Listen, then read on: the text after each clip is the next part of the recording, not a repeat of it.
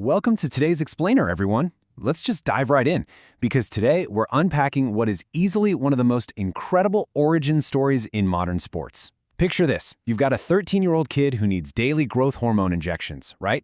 He completely leaves everything he knows behind in Rosario, Argentina, and boards a flight to Spain. His family is basically risking their entire livelihood on a massive gamble. A gamble that, famously, was secured on a literal paper napkin. I mean, just getting to Barcelona was a huge leap of faith. But actually arriving in Europe, that was really only the beginning of a totally relentless journey. So you have to ask yourself, could this small, quiet boy actually survive the absolute gauntlet of European academy football, let alone actually turn pro? The stakes were impossibly high. When he first walked through those doors at Barcelona's famous youth academy, La Masia, you could practically feel the uncertainty.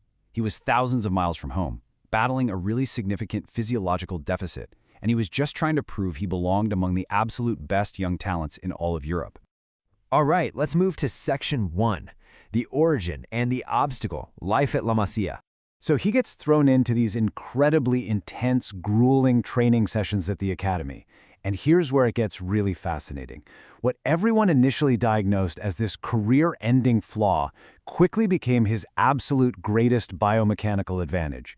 Being smaller actually gave him a uniquely low center of gravity.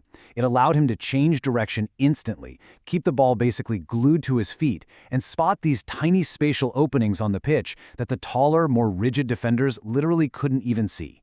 I mean, once the ball was at his feet, it was like a cheat code. Defenders just couldn't take it away from him. But, as we know, talent alone doesn't just magically forge legends at La Masia. For him, every single mistake became a lesson, and every defender was just another challenge to figure out. He had this relentless, almost obsessive mentality. He was never satisfied with just being naturally gifted. Long after the other guys had gone home, he'd be out there constantly practicing alone, running, shooting, dribbling. Slowly but surely, he was transforming from this quiet prospect into a totally formidable force on the pitch. Which brings us to Section 2, the breakthrough, breaking into the first team.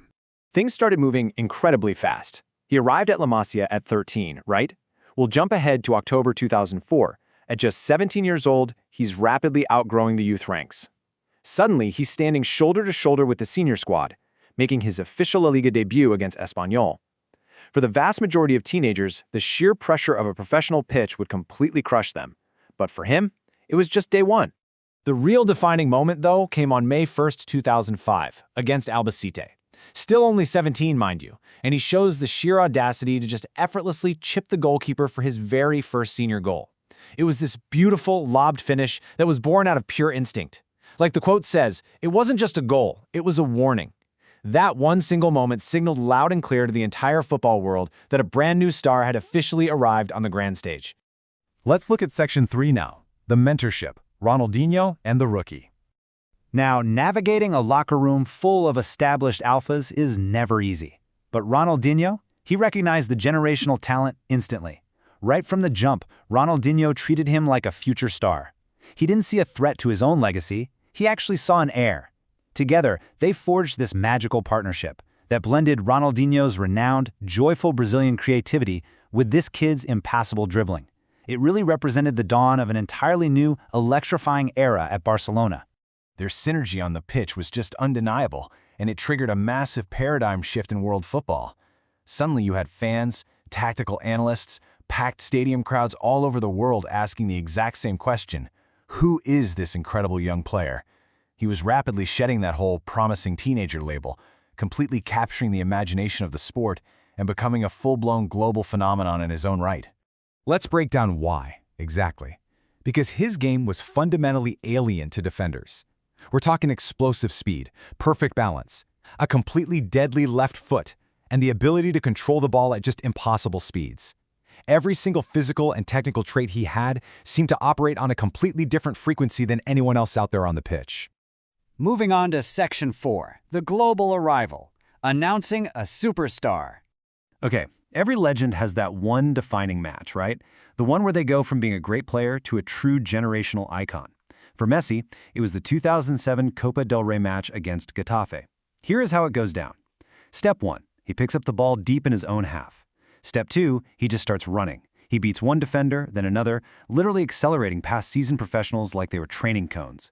And step 3, he finds the back of the net and creates history. It was just this explosive goal that defied all sporting logic. Naturally, the whole world instantly compared that massive, sweeping run to Diego Maradona's goal of the century. The similarities were uncanny. But the thing is, he wasn't trying to be a carbon copy of past greats. Not at all. He was creating his own story, blazing his own distinct, entirely unforgettable trail. So, the kid who had to fight his own biology was now totally poised to conquer the sport. Get ready, because it's just incoming trophies, incoming records, multiple Ballon d'Ors on the way. A new legend was officially born. Watching that transformation from a struggling teenager with a medical condition into the single most exciting player in world football, it was honestly a terrifying reality for every opposing club out there. So the first chapter of this impossible journey was complete. Barcelona was about to enter a golden era, and he had firmly established himself as the ultimate symbol of this looming wave of dominance. He had proven he belonged. And honestly, the absolute craziest part of all this, his greatest years were somehow still ahead of him. Which leaves us with this final, massive question to wrap up today's explainer. With a new golden era dawning, how would his looming rivalries go on to define an entire generation?